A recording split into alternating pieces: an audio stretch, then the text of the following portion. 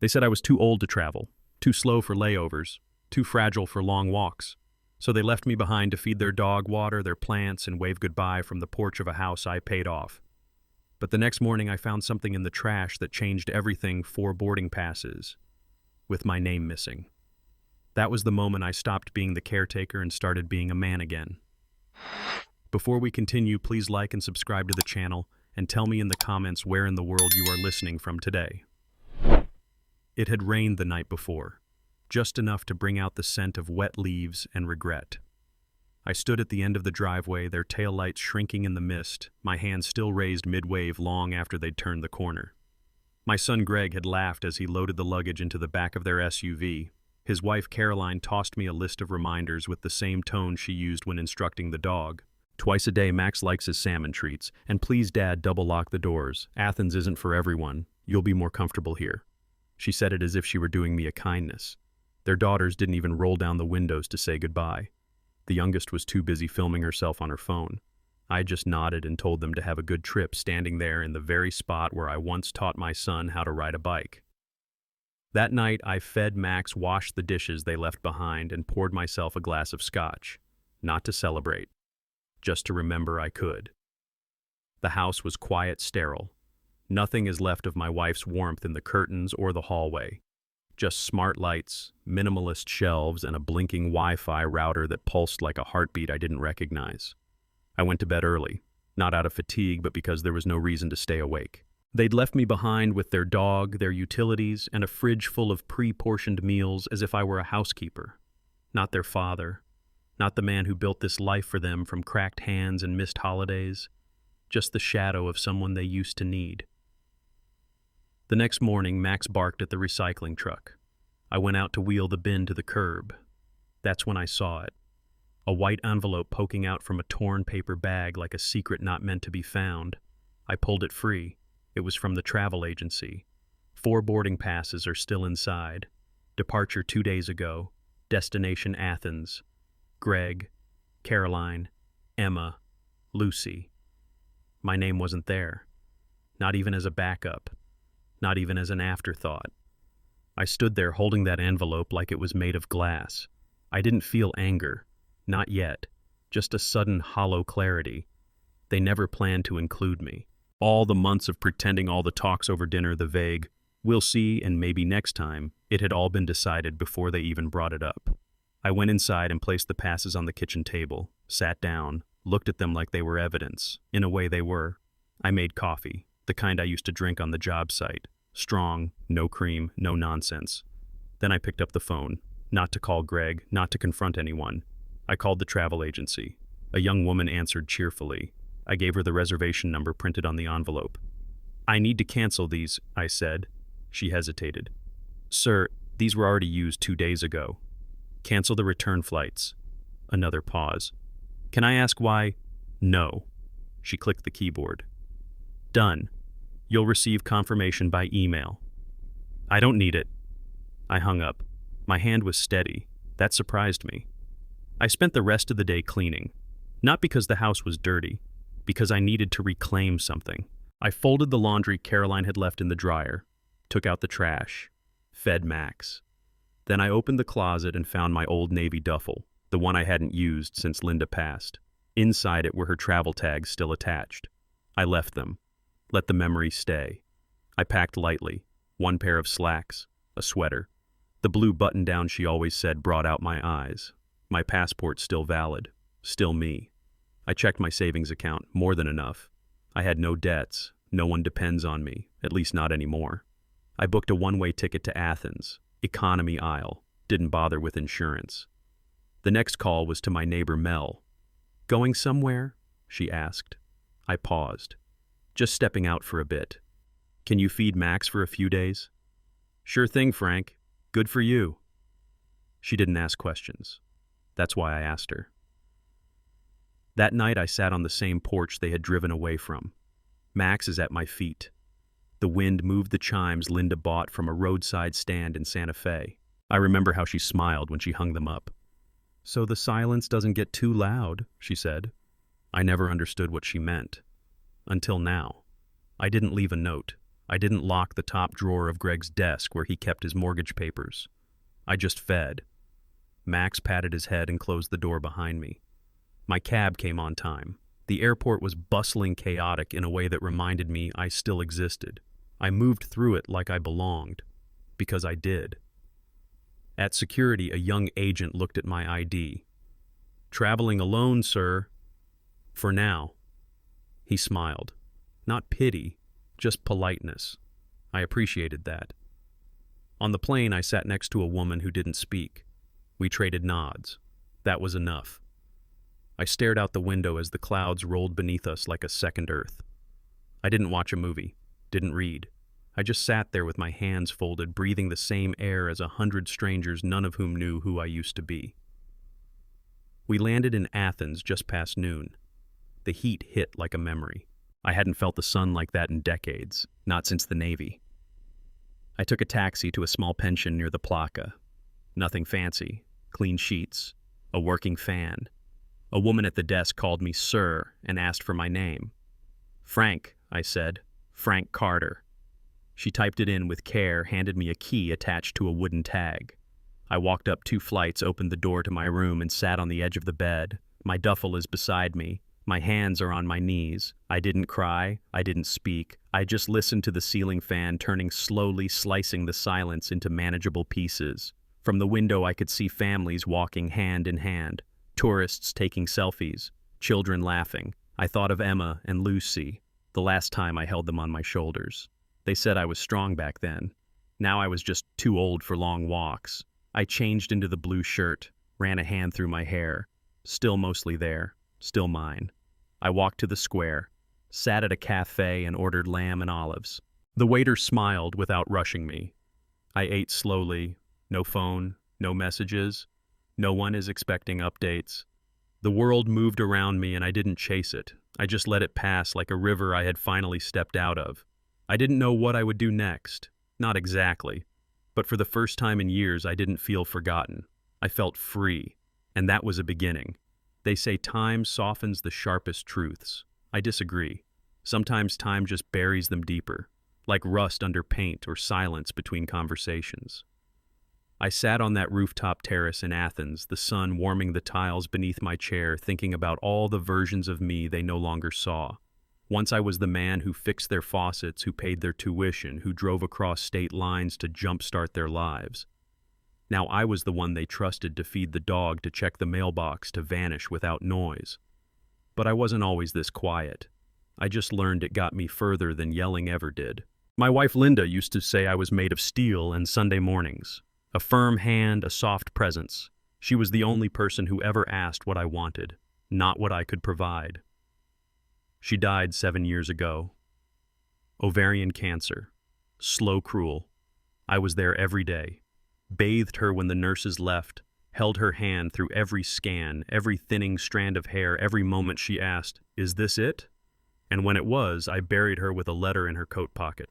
One she never read, one I never shared. Just my words, just mine. After that, the world got very loud, very fast. Greg said I needed a hobby. Caroline suggested volunteering at the community center. What they meant was, don't haunt the edges of our lives. So I adapted. Learned how to take up less space. Became the polite echo in their living room instead of the man who built it. I'd once been an electrician. 27 years in union work. The kind of job that stains your knuckles and teaches you the language of silence. I was good at it. Not brilliant, not celebrated, just solid. I liked things that worked when they were supposed to. Machines didn't ask for much, just consistency, and I gave them that. My hands remember the weight of copper coils and the hum of energy. They also remember holding Greg when he had night terrors as a boy, how he'd cling to my shirt like it was the edge of the world. He doesn't remember that. He remembers the time I missed his science fair because of a job in Topeka. Funny how memory works, what it chooses to file and what it chooses to burn. That morning in Athens, I walked through the Anaphiotica district, all crooked stairways and whitewashed walls. Cats sunbathed on low fences. A girl passed me wearing headphones, her voice raised in a song I didn't recognize. I liked that. The world kept spinning, unaware of who I was or used to be. I stopped at a small stone chapel, didn't go in, just leaned on the railing and looked at the city. My phone buzzed in my pocket. I hadn't turned it off. I just hadn't looked at it since I left. 3 missed calls, all Greg, 1 voicemail. I didn't listen. I deleted it without blinking. Not out of spite, out of peace. Not every bridge needs to burn in flames. Some just need to sink quietly into the sea. Later, I found a narrow street market, bought a handful of figs and a bottle of mineral water. The woman at the stall called me Papu and winked. Grandfather, a word I hadn't heard spoken without agenda in years. I liked the sound of it in her voice. Kind, not obligatory. I sat on a bench under a fig tree and watched people move, not rushing, just being. For once, I didn't feel like someone waiting to be included. I was just part of the scenery, and somehow that felt more honest than being the man waiting at home for pictures he was never in. I thought back to that first trip we ever took as a family. Greg was 7. Linda had saved up for months, stashing grocery coupons and skipping hair appointments so we could drive to Yellowstone. We packed everything into the old station wagon. No air conditioning. Greg whined for 2 hours. But when we reached the summit, he looked at the valley like it was the surface of another planet. "Did you make this?" he asked. I laughed so hard I couldn't answer. He remembers none of that. What he does remember is that I once told him to stop crying over a scraped knee. I told him to man up. I suppose I did. I thought I was teaching resilience. Maybe I was just passing on the silence I had inherited from my father. Maybe the wound was deeper than I ever knew. That evening, back at the pension, I wrote a postcard to someone who hadn't asked for one. My grandson, Aiden, the younger of the 2, quieter, the one who used to draw me robots on printer paper and tape them to the fridge when they visited. He's 12 now, already forgetting. I wrote, "Dear Aiden, I saw a street performer today who reminded me of you. Tall, skinny, and completely unaware he was magical. The sky here is bluer than any crayon in your box. I hope you're still drawing. Love, Grandpa." I didn't add my return address. I didn't need a reply. I just wanted him to know I existed somewhere beyond the edges of their busy lives. I didn't hear from Greg again that night, but Caroline sent a message, just 5 words. "Did you cancel our flights?" I read it 3 times. The nerve of it. The assumption that I owed them an answer. I didn't reply. I just stared at the screen and thought, "You left me behind. I'm just doing the same." The next day I met a man named Hector in a cafe near the Acropolis. He was in his late 60s, wore a pressed white shirt, and read the newspaper like it mattered. We shared a table because the place was full. He spoke fluent English, though he apologized for his accent. I told him mine was worse. He laughed, told me he used to teach philosophy, said he believed in long walks and short memories. We talked for over an hour, about fathers and sons, about the kindness of strangers, about how growing old isn't the same as becoming obsolete. They forget we had our wars, he said. Real ones, internal ones, and ones that never made the papers. I nodded. Hector understood more about me in one coffee than my family had in years. That night I wandered without a destination. The streets glowed with lanterns and low voices. I passed a bridal party taking photos in front of a crumbling archway. The bride's father held her veil. His hands trembled. I wondered if it was from pride or the weight of 1,000 unspoken memories. I thought of Linda again. How she danced once at her sister's wedding with her shoes in her hands and her lipstick smudged. She never apologized for joy. I realized then that I had spent the last decade surviving my days. Not living them, not claiming them, just folding them neatly and tucking them into other people's needs. Back in the room, I opened the nightstand drawer. My passport rested on top of the Bible. 2 books that told stories of men who had once been lost and found. I opened the passport, touched the photo inside. The man staring back was older, lines across his face. Eyes are a little duller, but he was still there, still standing, still capable of motion. I closed it, placed it back. Then I opened my phone, drafted a message. Not to Greg, to Aiden. One day, when you're old enough to understand, ask your dad why Grandpa missed that trip to Greece. Then ask him who stayed behind. I didn't send it. Not yet. Some truths have to ripen before they can be picked. In the morning, I bought a train ticket. Florence. Then maybe Lisbon.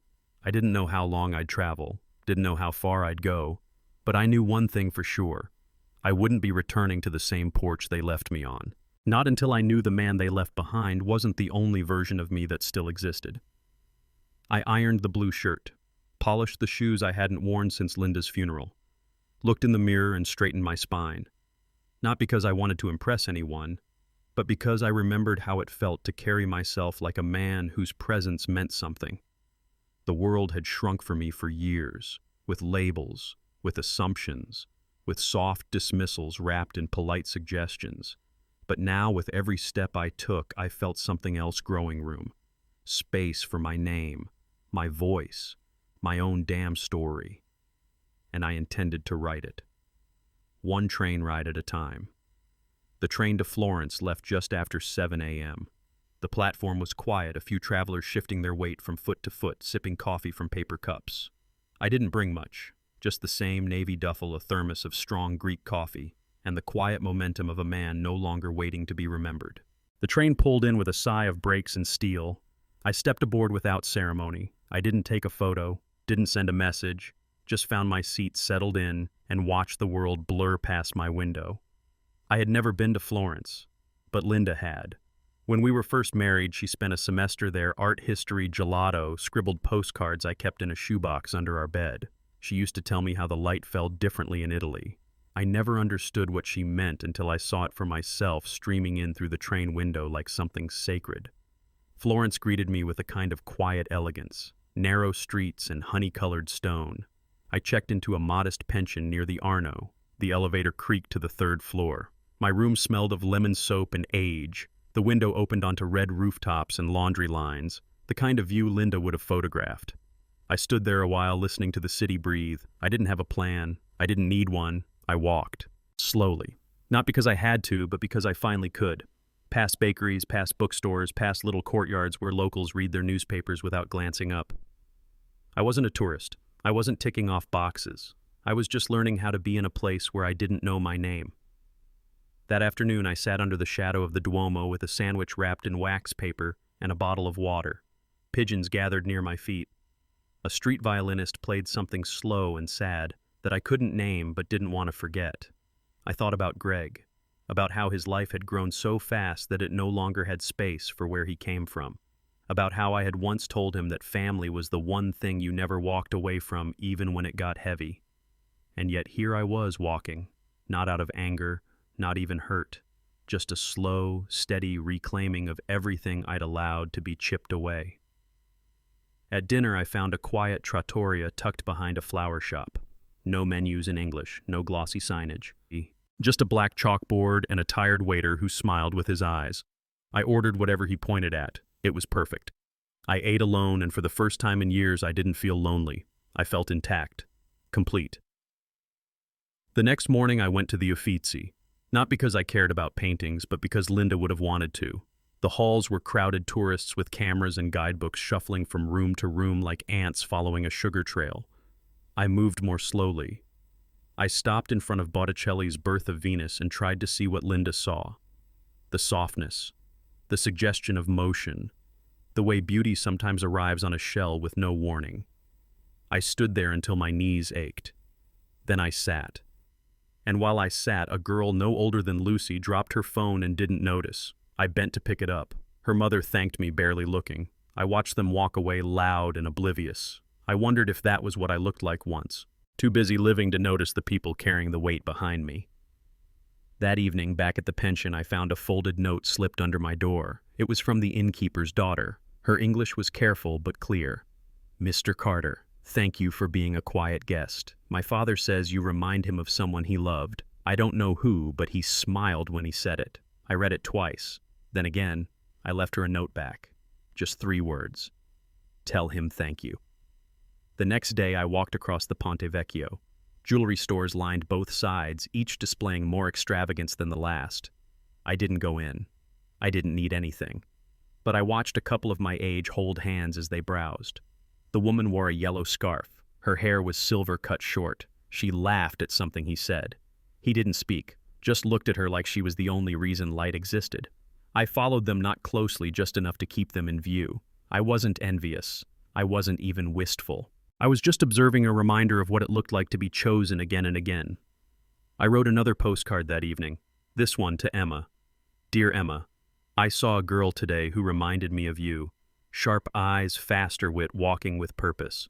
I hope you're still drawing. The world needs your angles. Love, Grandpa. I didn't send it. I placed it on the nightstand and watched it stay there quiet and weightless.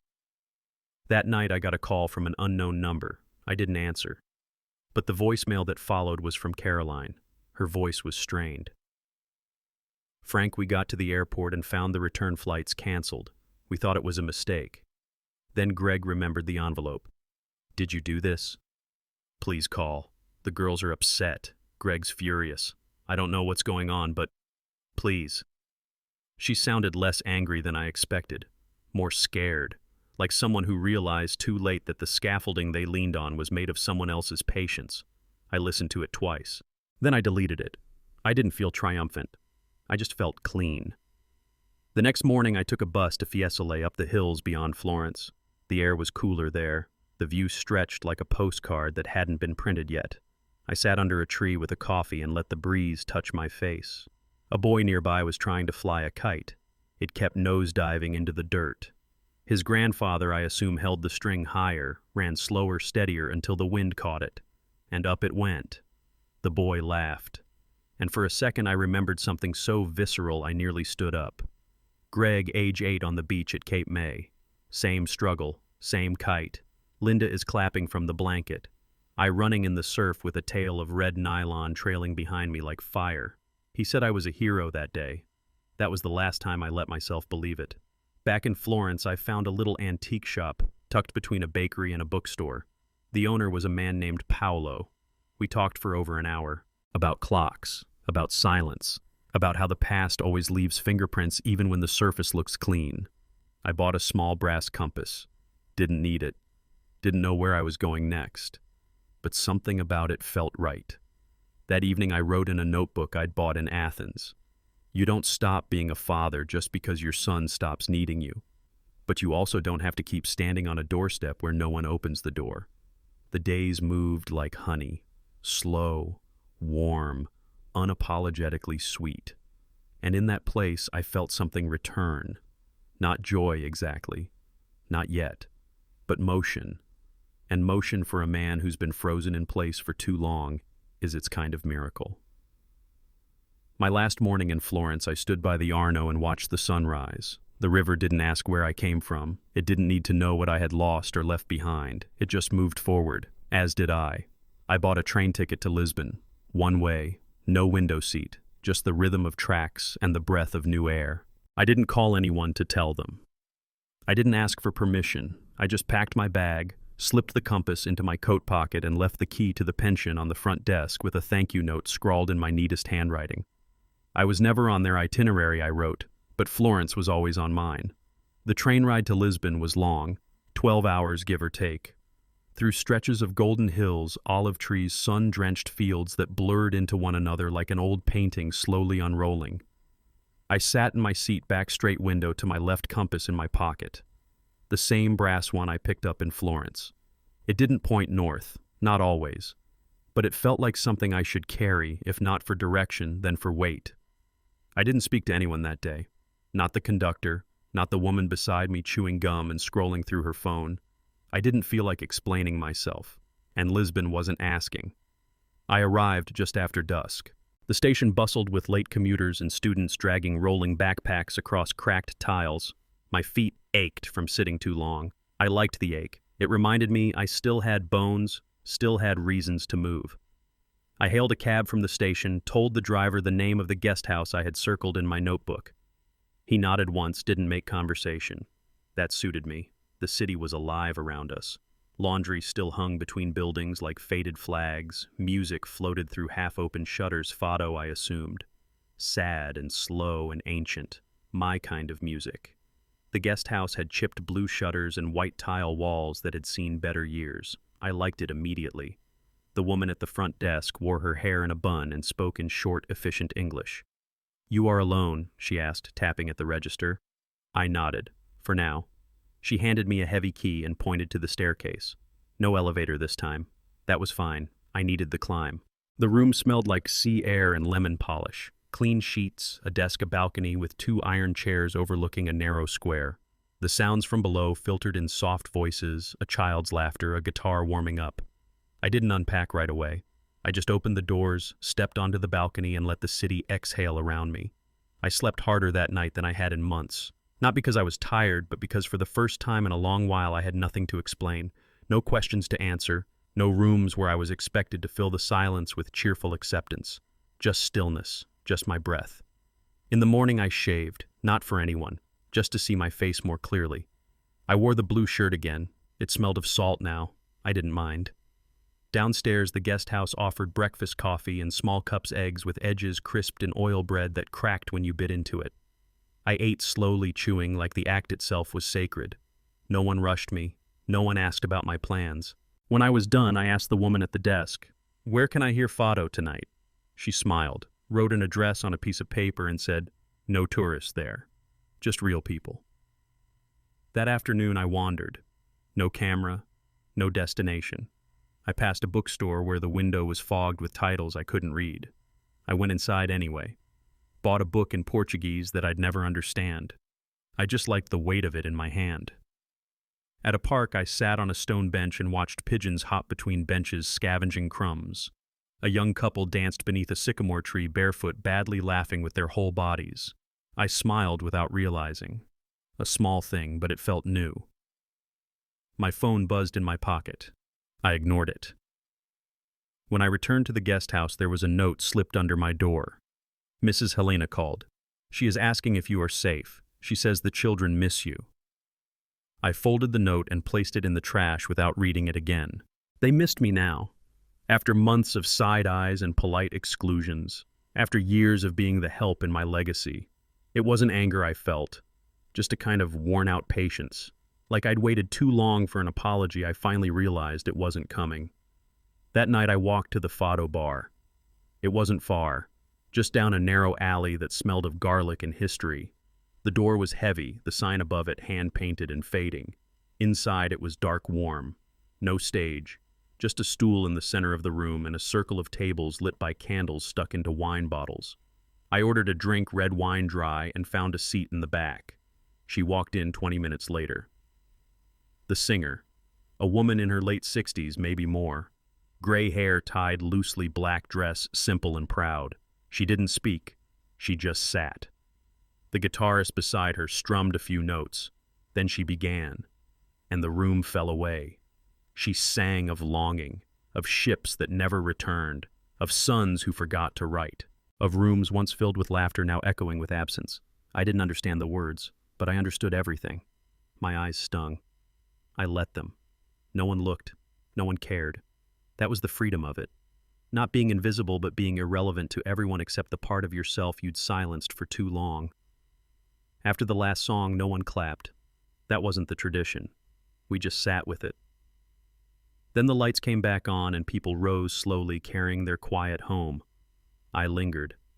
She passed by my table, looked at me once. No recognition. Not flirtation. Just a kind of knowing. I nodded. She nodded back. That was enough. Outside, Lisbon had cooled. The stones beneath my shoes were slick from the night's humidity. I walked slowly back to the guest house, hands in pockets, scarf pulled tight around my neck.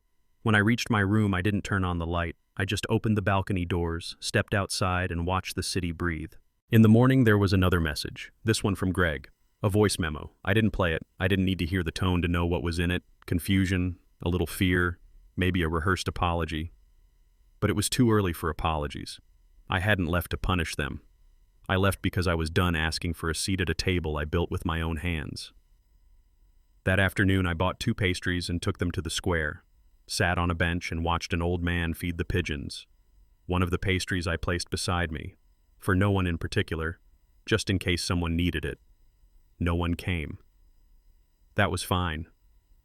I wrote in my notebook that night, "You are not a burden just because others grew tired of looking at you. You are not invisible just because they stopped asking you questions. You are not done just because they decided to move on." Lisbon didn't ask who I used to be. It didn't care that I'd once been a provider, a soldier, a husband. It let me be a man with worn shoes and a brass compass, and a name that no longer needed to echo to be remembered. I slept with the windows open that night. The wind lifted the curtain like a blessing. Somewhere nearby, someone sang softly. Not for me, not about me, but it found me anyway. And in the morning, I smiled before I opened my eyes. 2 mornings after Lisbon, I opened my phone not to check for updates from Greg or Caroline. They'd sent enough voicemails to last a lifetime, but because I missed a certain kind of voice. I wasn't looking for an apology. I was searching for something else entirely. There it was, tucked between junk notifications and a missed call from an unknown number, a voicemail from Aiden. My grandson, 12 years old, still too young to fake concern, too unpolished to perform. I stared at the message a long time before pressing play. His voice cracked slightly at the beginning. "Hi, Grandpa. I hope this is your number still." A pause. The kind that fills the room when a child's unsure if he's being brave or just loud. Dad says you're just off somewhere thinking, and Mom says you're mad, but I don't know. I don't think so. I saw a photo of Lisbon in my social studies book, and I thought maybe you're there. The buildings looked kind of like the ones in the postcards you sent last year. I keep those in my drawer. He breathed in too close to the mic. I just wanted to say hi. I miss you. I miss talking about rockets and stuff. Nobody listens when I talk about that stuff now. I don't think I'm going to go to space camp this year. Dad says it's not in the budget. Another pause. This one is quieter. If you get this and you're okay, just text me one word. You don't have to call. Just something. Click. End of message. I didn't move for a long time. The guest house room was bright that morning. Light poured in from the open balcony door. Aiden's voice still echoed somewhere behind my ribs like someone had knocked on an old pipe in the basement and stirred the dust. I hadn't realized how much I missed hearing my name without duty attached to it. Just a boy asking if I was okay, not what I could fix, not what I could fund, just if I was still there. I made coffee, strong hot black, sat on the balcony and stared down at the same square where I'd watched old men play chess and teenagers ignore their grandparents. For once, I wasn't bitter about it. I understood now that life didn't make room for what it no longer noticed. It was our job to take the space we needed, not wait for it to be offered. I thought about Aiden, the boy who once asked me, "Do stars disappear when we stop looking, or do they just keep burning, waiting for someone else to find them?" I remember standing in the driveway with him, telescope between us, thinking, that was the smartest thing anyone had said to me in 10 years. I pulled out my notebook and flipped to a blank page. Wrote one word at the top, Aiden. Underneath it, I wrote a list. Not of things I'd done or things I'd regret, but things I wished I'd told him sooner. 1. It's okay to be quiet. 2. Curiosity is a kind of bravery. 3. Most adults are scared too, they just hide it better. 4. Being kind is never wasted. 5. There's no such thing as too much imagination. I stopped at 5, closed the notebook. I didn't want to write a lecture. I wanted to leave behind something softer than that, something that might grow later. Later that day, I walked down to a small art supply store I'd passed the night before. It smelled like dust and oil and possibility. I bought a small sketchbook, a pack of graphite pencils, and a tin of watercolor blocks. I didn't need them, but Aiden might. I wrapped them together with twine and wrote a short note. Use these wherever you go next. You don't need to be good. You just need to be honest. I mailed the package to his school no-return address, just my initials on the back. When I got back to the guest house, I finally replied to his voicemail. No explanation, no lecture, just one word. Still. I didn't expect a response. I didn't need one. But 15 minutes later, my phone lit up. A text from Aiden. Cool. Then, "Can I tell you something?" I replied. Yes. 5 minutes passed. Then I told Dad you probably weren't mad. That maybe you were just tired of being quiet around people who don't hear you. I read that twice. Maybe 3 times. I could picture him, legs swinging off his bed phone, clutched in 2 hands, the light of truth just beginning to flicker behind his eyes. I replied, "You're a good listener. Even better than I was at your age." He sent back an emoji, a rocket ship, and one word, "Thanks." It was the closest thing to understanding I'd had from anyone in that family in years. The next morning, I found another letter slipped under my door. Same handwriting. The guest house manager again. This time he simply wrote, "Your daughter-in-law called again, said the children are confused, asked if I could tell you that they're worried. I said you were out walking." She sounded surprised. I chuckled, not out of amusement but out of recognition. Of course she was surprised. They thought I had nowhere else to go. Thought I would sit on the porch with the dog waiting for their return. They didn't realize I'd already returned to myself. I walked down to the same square that morning, coffee in one hand, notebook in the other, sat in my usual spot. A small bird landed on the table, pecked at a sugar packet. I tore it open, sprinkled a bit, watched it eat. Quiet company. I liked that. Midway through my second cup, my phone buzzed again. Another message from Aiden. A picture this time. A sketch. Rough pencil-smudged lines are still learning where they belong. It was me, sitting on a balcony. A coffee cup, a curtain blowing in the breeze, a notebook open on the table. The details were wrong, the proportions are off. But the heart, it was all there. Underneath, he wrote, "This is how I imagine you right now." I stared at it until the screen dimmed. Then I set the phone down and let my hands rest quietly on the table. That boy had done what no one else had tried to do. In months, he'd looked for me. Not the version Greg remembered. Not the placeholder that Caroline assigned roles to. Just me. As I was. As I might still be. That night, I didn't go out. I stayed in, sitting by the open balcony doors, the sketch beside me. Lisbon below, whispering its soft music and salt air. I wrote again. This time to Aiden. You didn't inherit my silence, and I hope you never will. Speak when it matters. Draw when you feel too much. Love without asking if it's the right time. You've already seen more than they think, and that makes you dangerous in the best way. The next day I bought a train ticket. Seville. The name rolled in my mouth like warmth. I didn't tell anyone, didn't need to. Aiden sent one last message before I boarded. "Tell me what the light looks like when you get there," I replied. Like something that remembers how to forgive. Then I slipped the phone into my coat pocket, took my seat by the window and watched the tracks begin their quiet unraveling across the land. I wore the yellow scarf 2 days later, not around my neck, but folded neatly in my back pocket. A bit of color to remind myself I was still allowed to be seen. I wasn't trying to become someone new. I was just trying to remember the man I used to be before I became useful, before I became safe. That morning I returned to the same cafe by the alley with the peeling green shutters. The waiter didn't ask what I wanted, just brought the lemonade again and a plate of almonds. I think he understood. Sometimes men our age don't come for food. We come for space. For stillness that doesn't ask questions. For proof that we can still claim the morning as ours. I pulled a pen from my pocket and a wrinkled napkin. I wrote 3 things on it: Linda, Athens, Lucy. Not as a list, just to see them together, as if by writing them I could understand why they sat so heavily in my chest. I folded the napkin and placed it under the glass as if it were a quiet vow. That afternoon I walked into a small bookstore with creaky floors and no air conditioning. The kind of place that smelled of time and glue and sunlight pressed between pages. A young man with round glasses and a faint beard nodded at me. I said nothing. Just wandered until I found the travel section. Not the glossy guides, but the back corner worn spines, second-hand margins. I picked up a book on cartography. The lines fascinated me. The way someone could name a place just by drawing it, and how someone else could walk there without ever knowing who named it first. That's how I feel now. Like I had finally started walking my lines. Frank Carter, no longer Greg's dad, Caroline's in-law, the guy who always watered the plants. Just a man tracing his map.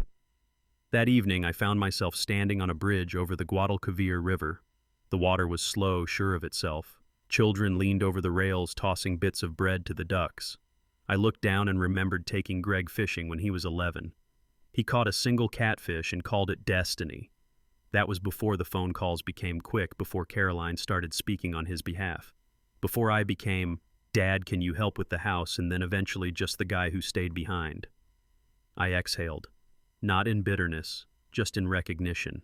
That was the past. And the river didn't carry regrets, only movement. Back at the guest house, I opened my email for the first time in days. Not because I missed anyone, but because a part of me was curious. One message stood out, subject line, "Are you okay?" It was from Lucy. Short. "Mom's mad. Dad said you left without telling anyone. Are you okay?" I stared at the screen, not because of what she said, but because she asked. Not what I was doing, not why I did it, just if I was okay. I typed back, "I'm somewhere with music and lemon trees. I think I'm more than okay." I didn't expect a reply, and I didn't need one. I closed the laptop and poured myself a small glass of wine, not to celebrate, but to remember how silence can taste. The next day, I boarded a train to Cordoba. I liked how that name sounded, too solid yet warm. On the ride, I sat across from a couple in their 60s who were arguing softly in Italian. I didn't catch a word, but their hands said everything. He tapped his fingers in surrender. She shook her head with a smirk. Then they laughed. It was the kind of laugh you only earn after years of surviving each other. I envied them just for a second. Not because I wanted a partner, but because I missed the rhythm of having one. The knowing glances, the unspoken jokes, the way Linda used to finish my sentences, not because I couldn't, but because she could.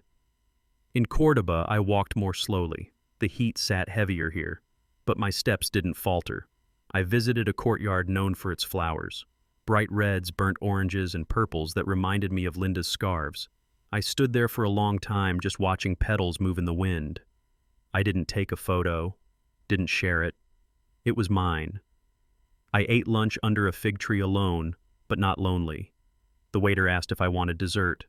I said yes, because why not? That evening, a message pinged my phone.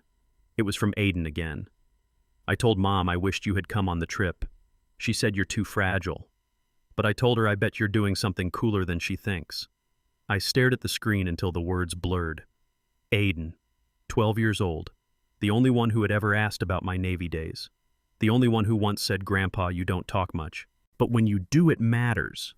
I replied, "Today I walked where Roman soldiers used to march, and tomorrow I think I'll go find a flamenco guitar." The next morning I walked past a shop with a wooden sign and guitars hanging in the window. Inside, a man with silver hair and fingers like lightning was restringing a faded Spanish guitar. I asked if I could buy it. He looked me up and down and asked, "Do you play?" I paused. "Not yet." He grinned. "Then you're the right kind of buyer."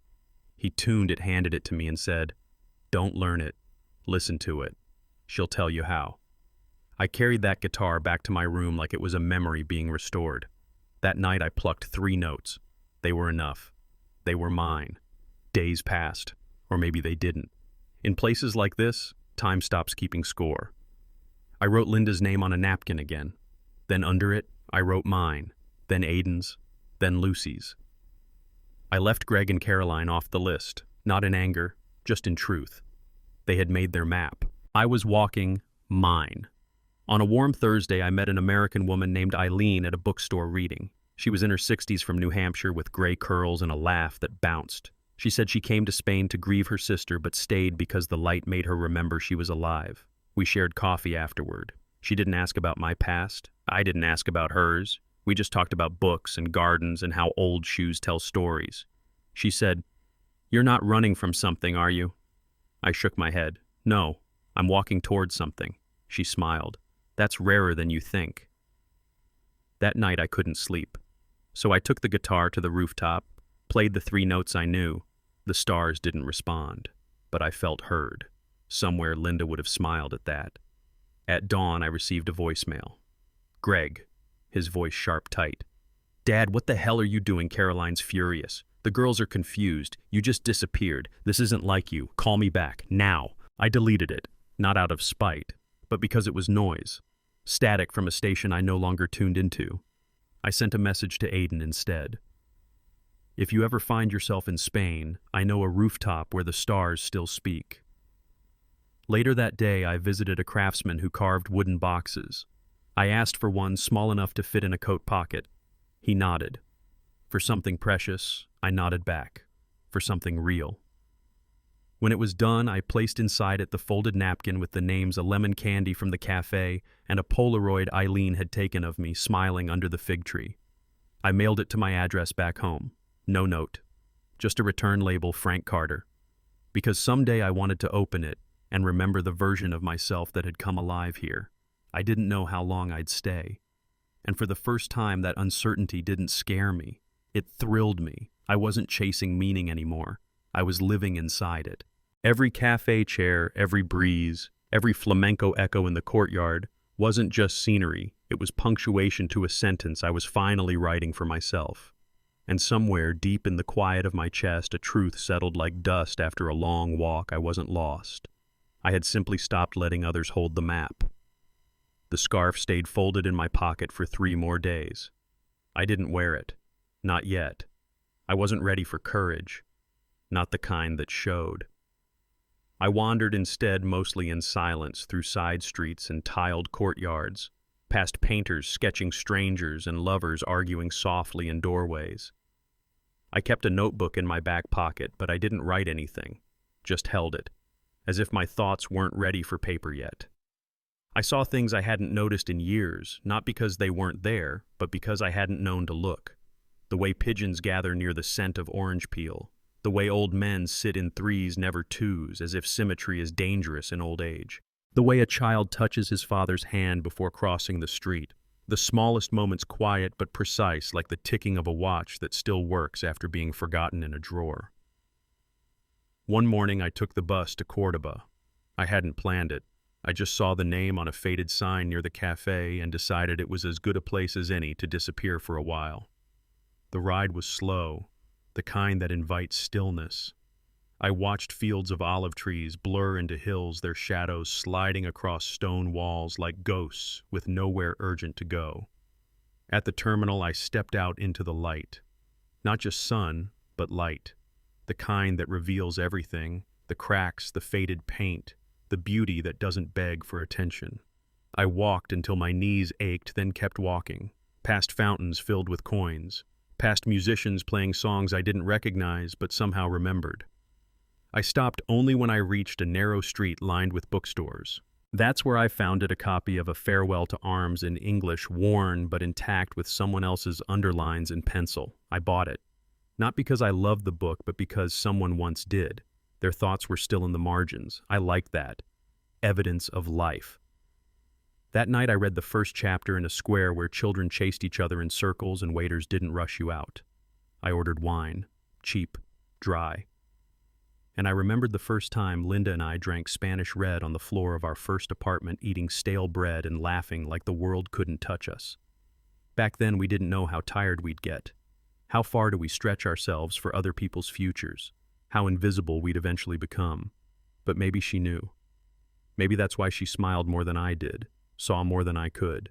She once told me, "It's okay to disappear. Just don't stay gone." I never asked what she meant. I wish I had.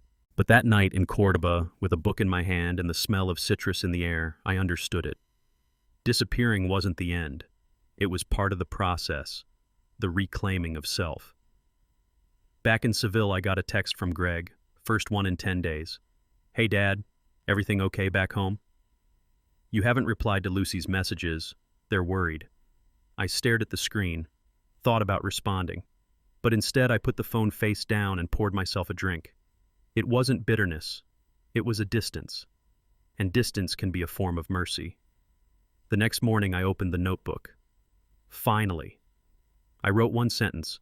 "You left me behind to tend to a life you no longer believed I was part of. Now I'm tending to mine." That was it. That's all I needed. I tore the page out, folded it, slipped it into an envelope, and mailed it. No return address. Just their name and a stamp with a cathedral on it. Maybe they'd recognize the postmark. Maybe they wouldn't. Didn't matter. The point wasn't to sting. The point was to be heard. A week passed, then another. I began to walk with more certainty. I even made a friend, a man named Elias, who ran a bicycle repair shop near the river. He was retired mostly, but he kept the shop open because, as he put it, hands need something to fix or they start to tremble. He spoke enough English. I spoke enough silence. We understood each other. He offered me coffee one morning and I offered to help around the shop. Not for money, just for movement. I oiled chains, sorted parts, listened to stories that came out in pieces. His wife had passed. His daughter lived abroad. We were both practicing solitude, not loneliness, but the kind of quiet that still has shape. One day, while tightening a stubborn bolt, Elias said, "You've got a good way of looking at broken things, like you expect them to work again." I didn't know what to say, so I just nodded. But inside something shifted. Maybe I did believe that broken things could be useful again. Not in the way they were before, but in the way time carves new meaning into what's left. That night I wore the yellow scarf for the first time, not around my neck, just loosely over my shoulder, like armor you don't have to announce.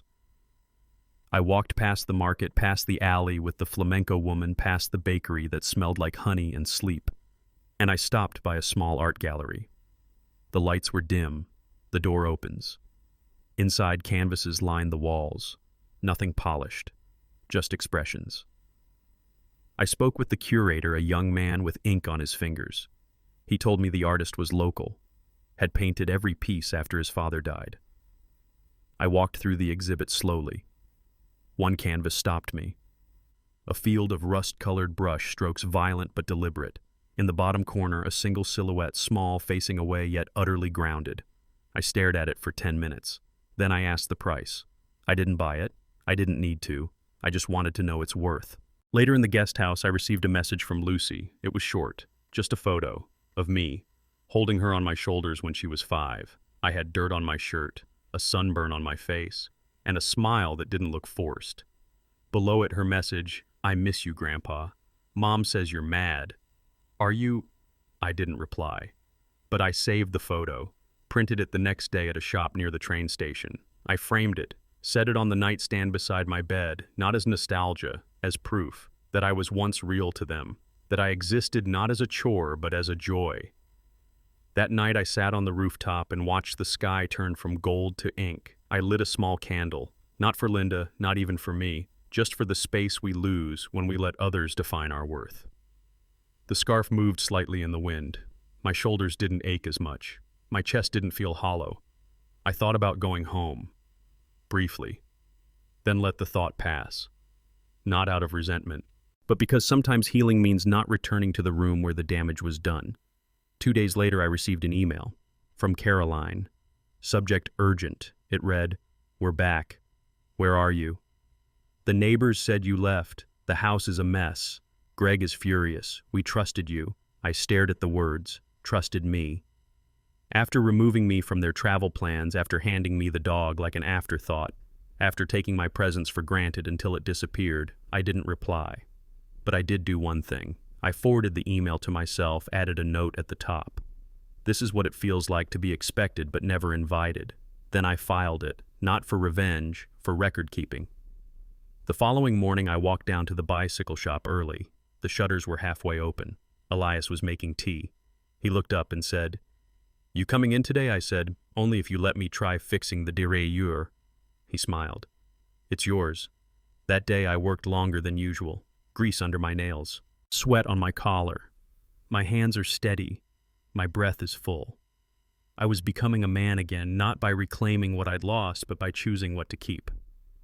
That night I received another message from Aiden. "Grandpa, I saw your picture in a travel blog. Are you really in Spain?" "That's so cool." I had no idea how the photo got there. Probably from a cafe snapshot.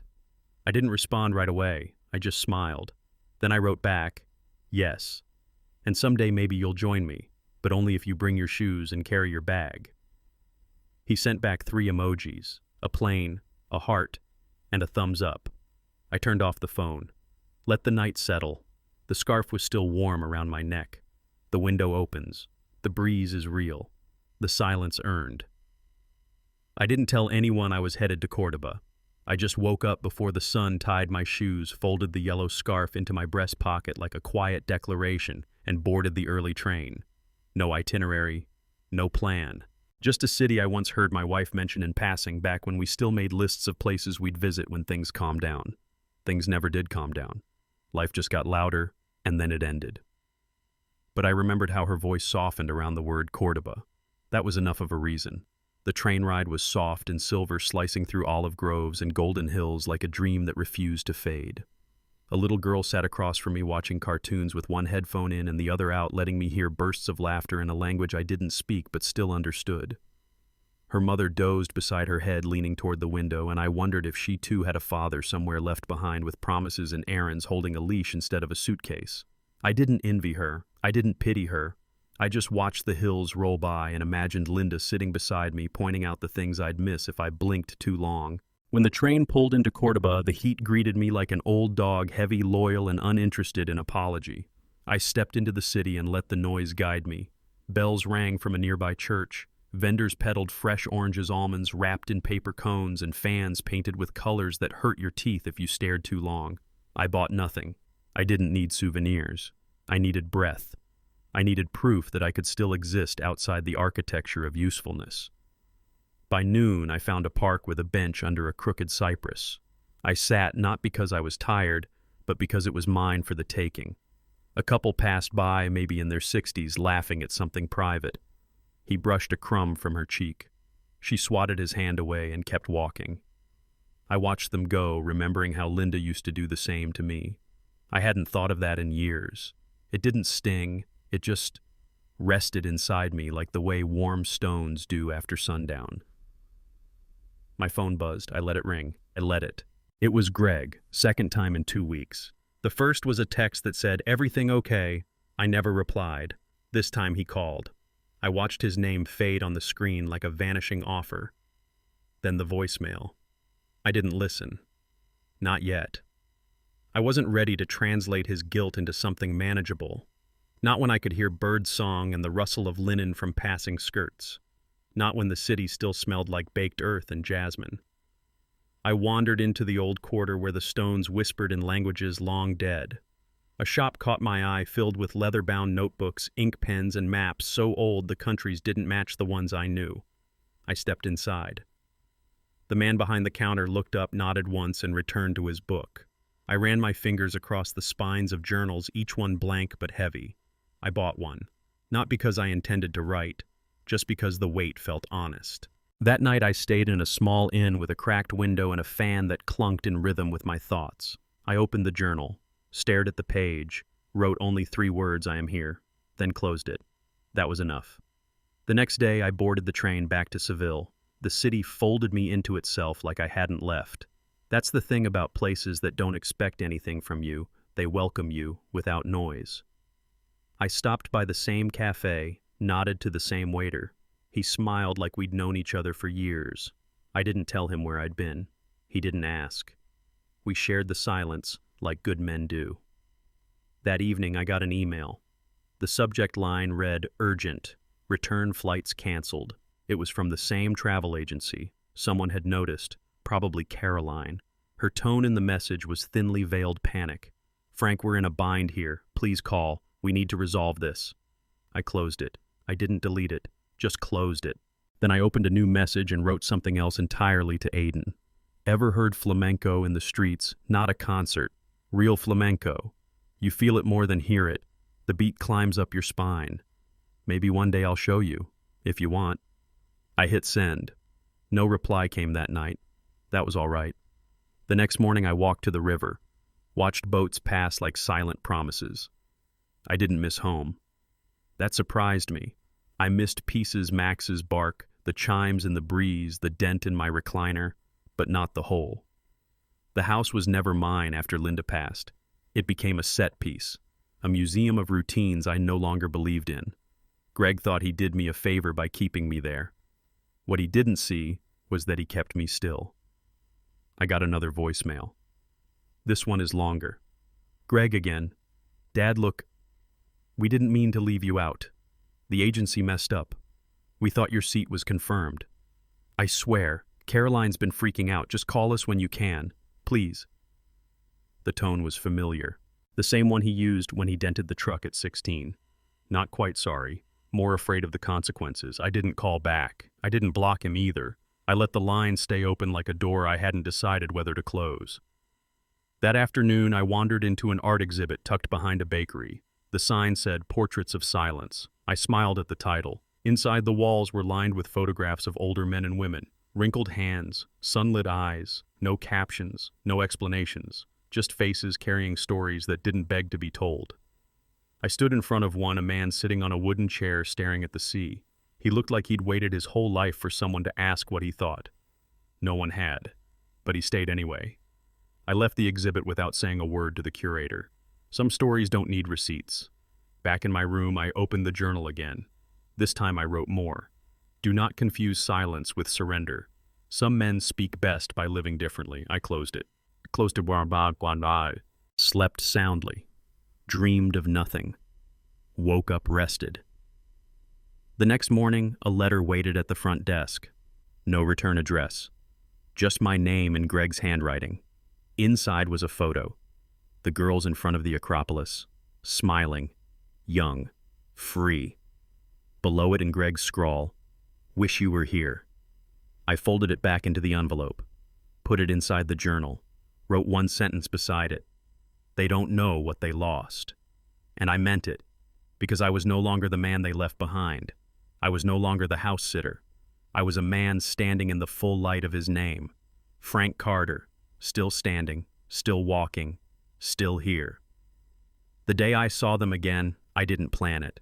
I was walking down Calle Mateos Gago past the cathedral walls laced with centuries of shadow when I heard Caroline's voice before I saw her face.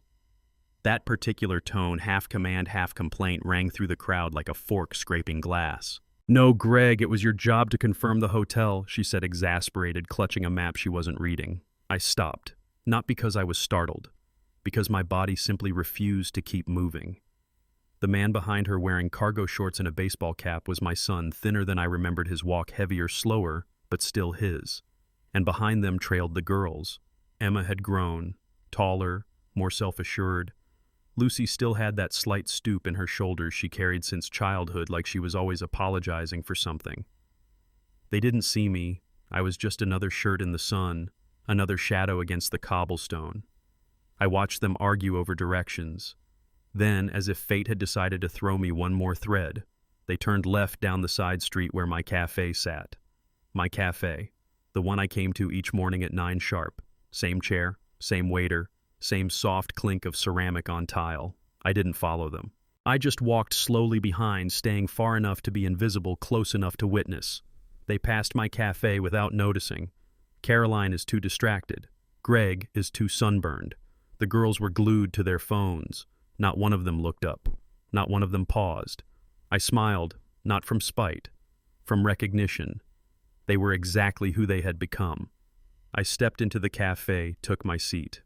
My waiter, Arturo, nodded at me as always. "Cafe solo."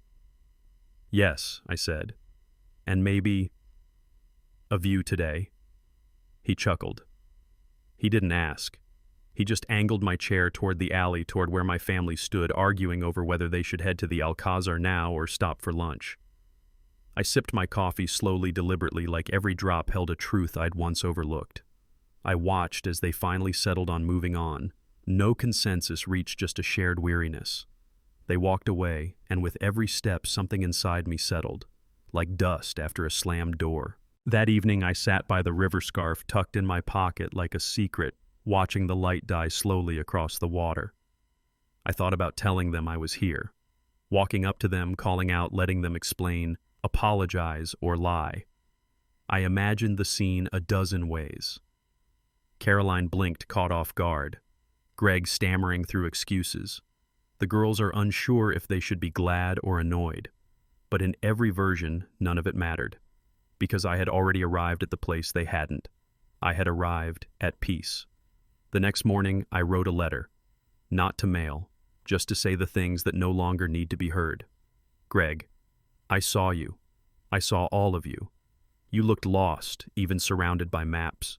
You looked hungry, even after lunch. You looked tired, even after sleeping in.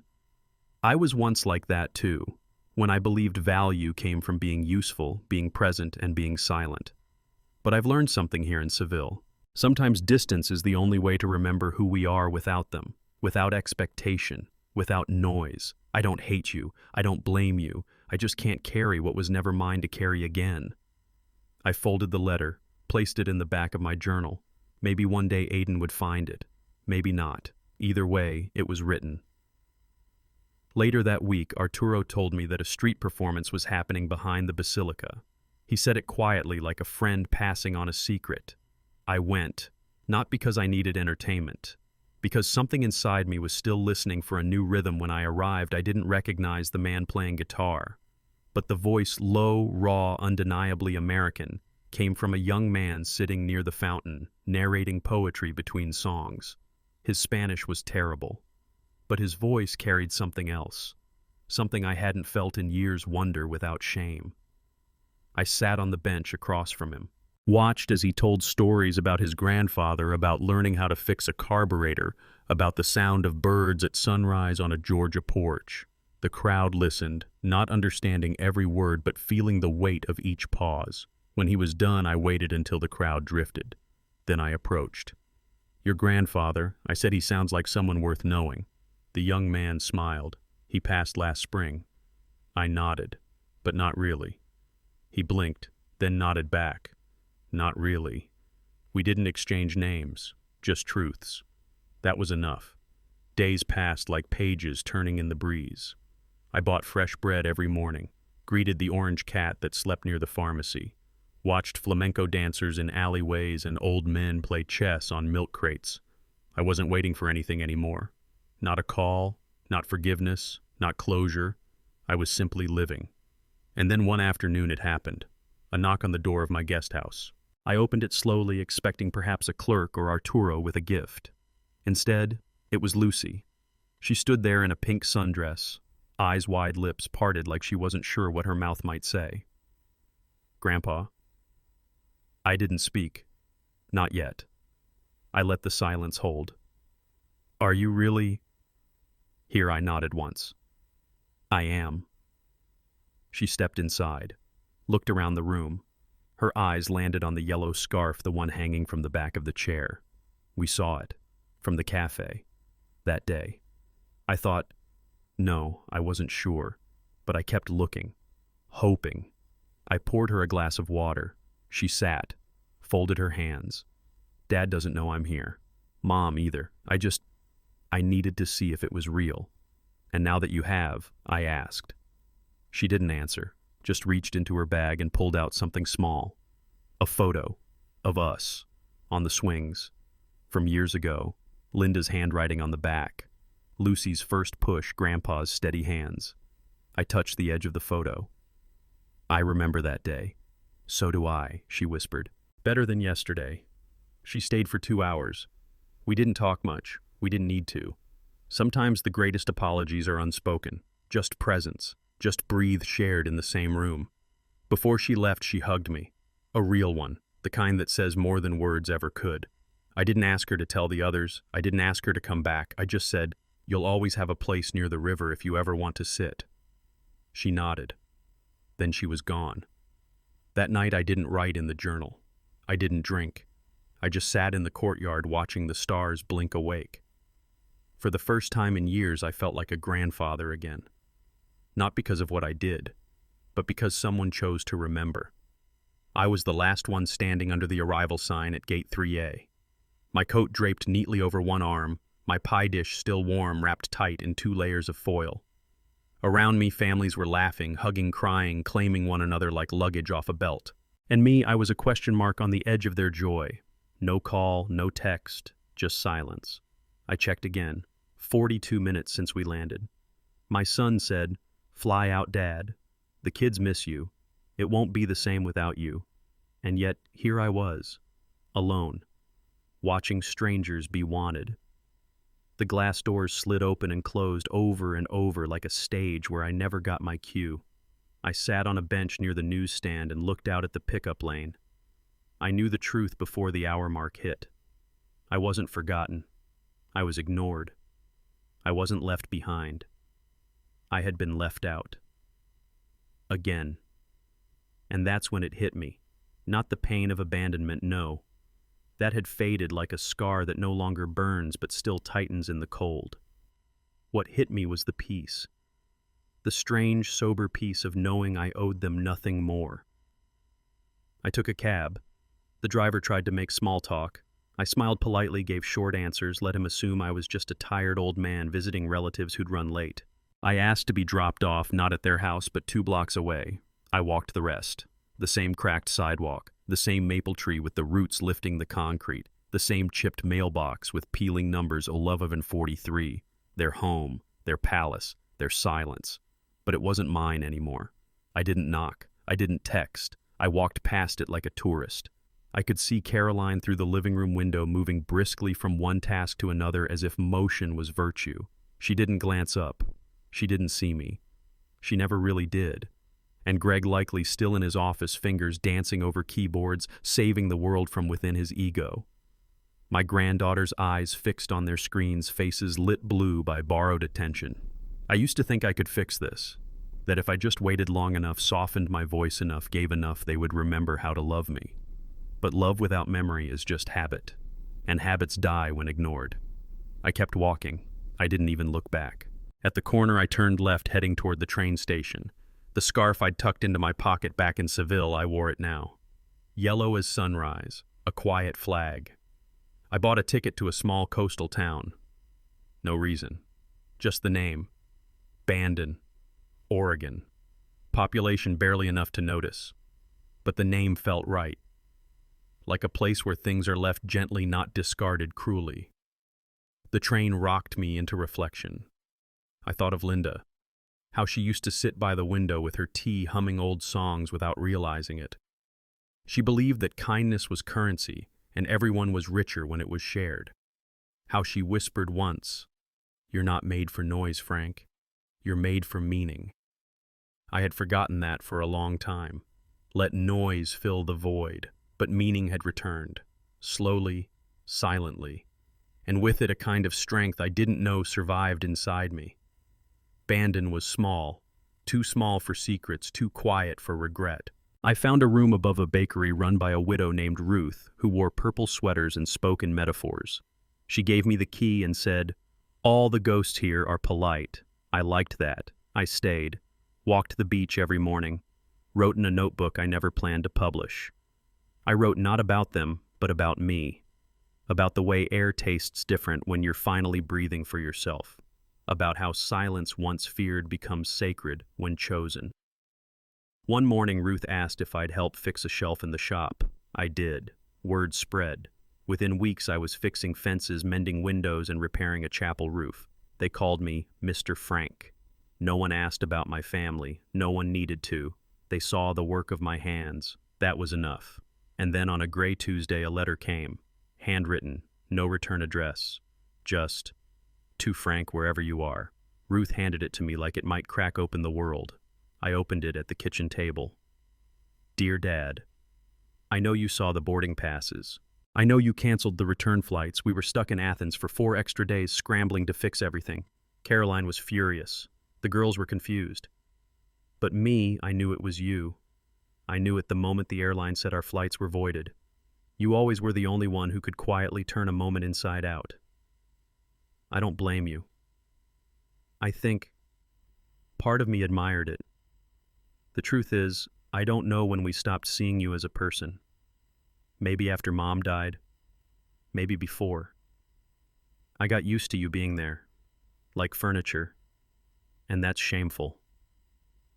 I wanted to tell you this. Emma cried when we got home and saw your duffel was gone.